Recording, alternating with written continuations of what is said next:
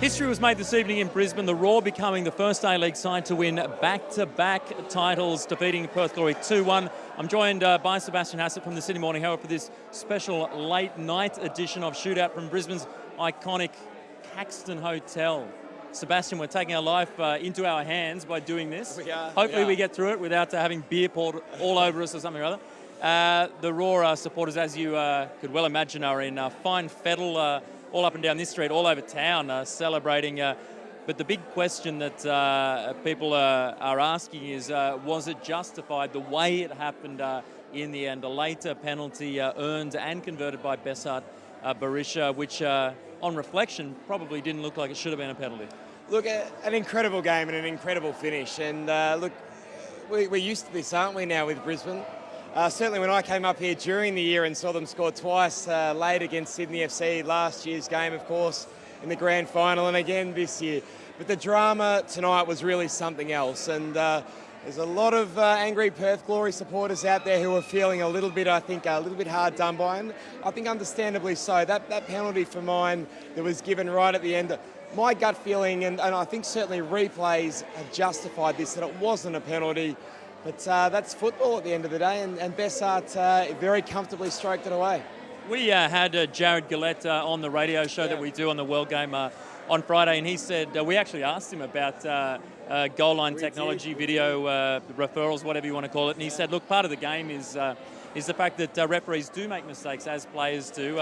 He was in a reasonable position, but it was one of those ones that, I mean, we've been poring over replays frame by frame almost to see where it was, and okay, maybe on that ultimate reflection, it wasn't, but it's so hard to get it right. It is incredibly hard to get it right, and honestly, if you're a referee in that position, you put yourself in that angle at that part of the game with all the pressure of 50,000 fans around you.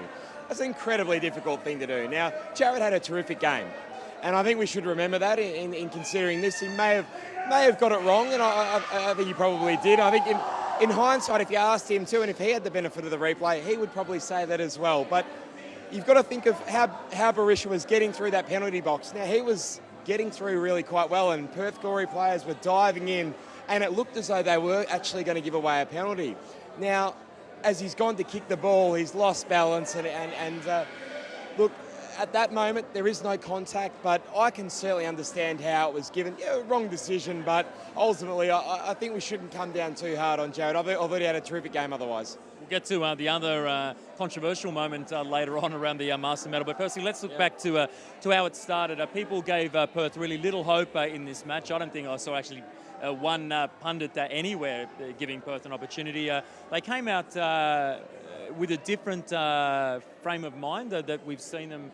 Certainly the time they played at Brisbane up here at Suncorp last time, where they sat off and they got really massacred. I think it was a 3-0 on that occasion. They said, look, we know that we need to play a high line to press as hard as we can. And the first half was not the most a beautiful advertisement for our game, but which suited Perth really well, I thought. Yeah. Which I thought that's actually a really promising thing for Perth, that they were able to get the game played on their terms, which is a more physical game. And it's a brave thing to do against Brisbane. When you play that high line and you move players up the park, you leave so much room behind you to be exposed by players with genuine pace. And I'm talking about particularly Berisha and Broish and guys who can really run an Enrique. So it's a big risk, and really I thought that was possibly something that Perth can be really proud of. They were able to get that game and play it as they wanted. I think the condition of the pitch didn't help Brisbane as they were trying to get that passing game going. It was difficult for them to do that. But by and large, I thought that the way that Perth's front third pushed up, it was brave and bold. They had to do it, they did it, and that's why they kept Brisbane at bay for as long as they did. And after they got the goal, though, we saw a different approach. I mean, there would have been one school, I thought, that said, push on, try and make it 2 and kill the game off. The other school of thought would have been to do exactly what they did, and that was almost immediately withdraw. We saw Shane Smeltz taken off, although he did have this, we understand he's in hospital, so it's not something to laugh about. It was rather a comedic looking head decoration that he had on after that clash early on with Matt Smith. But the numbers then became very compressed around the penalty box, and in my opinion, and speaking to some of the Brisbane boys, they felt also that it played into their hands. Look, it probably did. It gives Brisbane that space. But it's one of those things with hindsight we can all be geniuses on. I think we may have a different view on this, Scott. I don't blame Perth for what they did at that point. It's a long time, Seb. It was almost 20. It was almost 25 minutes. Yeah, that's true, but they've gone a goal up against Brisbane Roar at Suncorp Stadium. They're within touching distance. Now, there's a lot of experienced, cool heads in that Perth Glory line. 25 minutes is not touching distance. No, look, but if you can hold out for 5 minutes, you don't think of it like that. You've got to go, let's just survive the next 5, then the next 10. And they were doing that. Brisbane weren't creating an avalanche of chances. I thought the way Perth defended was quite good. In the end, it was that stroke of class, though, wasn't it? It was that magnificent cross from Broish to pick out Barisha. So that in itself, you could say you can't legislate against that. But I thought Perth did a damn good job. Before we wrap things up, we've got to talk about this real debacle that happened at the end of the contest with the awarding of the Master Medal. Thomas Broish caught up on stage in front of this massive audience, both in TV and at the ground, makes his little speech, and then I actually spoke to him afterwards. He said they came in to the dressing rooms and told me that I haven't won it, that it was someone else. He thought I thought they were playing a joke on me, and I just told him to go away, and then said no, it was actually true, and it was taken off him. He had it in his backpack. He pulled it out of the backpack, and it was ready to go. It was given to Jacob Burns, which I think everyone agreed that was probably the worthy recipient of. But how can we, at this such a big occasion, get such an important decision so embarrassingly wrong? Extremely disappointing and embarrassing for the game, really. It's just a travesty, isn't it? Because you feel for everyone. You feel embarrassed for Thomas Broish, you feel embarrassed for Jacob Burns, you feel embarrassed for the clubs, and even for those at the FFA who, as I understand it, did their very best to make the right decision, or communicate the right decision that was made by the journalists who are watching the game. There was a bit of a miscommunication error. I think a case of Chinese whispers is what I've been told. And unfortunately, Burns somehow morphed into Broish. Not quite sure how that... Similar names, aren't they? Similar, but it's a pretty big one to stuff up. I spoke to Jacob afterwards, and he said it was a good thing, actually, because he didn't want to be presented in front of the parochial Raw supporters. So it was a lot safer in the media that's room, right, where it was actually presented. Where it was done, ultimately.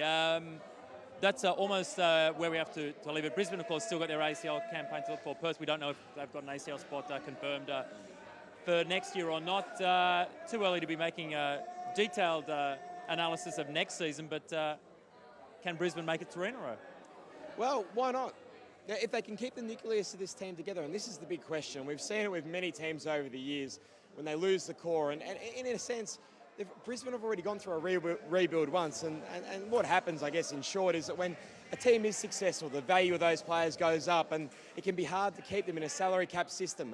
Foreign clubs come in with big offers. We've seen that with Costa Barbarouses, and there will come a salary cap squeeze for Brisbane. Can they keep them together? If they can, they're a big chance. And of course, who will take over the reins as coach? That's possibly the question that may have even more of a say. You sure he's gone, yeah? Yeah, I think he's on his way to Melbourne victory. I mean, give it a couple of days to die down. I think he wants to celebrate and enjoy this. He may even taken charge of the next ACL game. I think he's been tremendously committed to Brisbane. But tonight, for me, there was a real sort of air of resignation among the fans. I think we saw a couple of banners saying thank you for all you've done, Ange. Even Ange in the post game, well, he didn't admit that he was going. What he did say was every year he looks for a new challenge, and I think that a new challenge might come in the form of going down to Amy Park and taking control of Melbourne victory next season. We saw also that he gathered the entire playing group. Would have been a good hour or maybe more after full time. Brought them back out into the middle of Suncorp Stadium. They stood around in a group, and he addressed them. Apparently saying, you know, what a fantastic achievement had been, all they'd been through, and so on. And that again almost has the air of a resignation speech. So he's been wonderful for Brisbane. That is where we're going to leave it. So we got through that with only a couple of minor distractions. Only minor for the Caxton Hotel. I think we did pretty well, actually. That's good. I'm sure the celebrations go long into the night. Seb, thanks for your time. We'll see you on the War Game, back on our radio show, back on our regular time Thursday afternoon. But for now, that's all from what's going to be a big party here in Brisbane.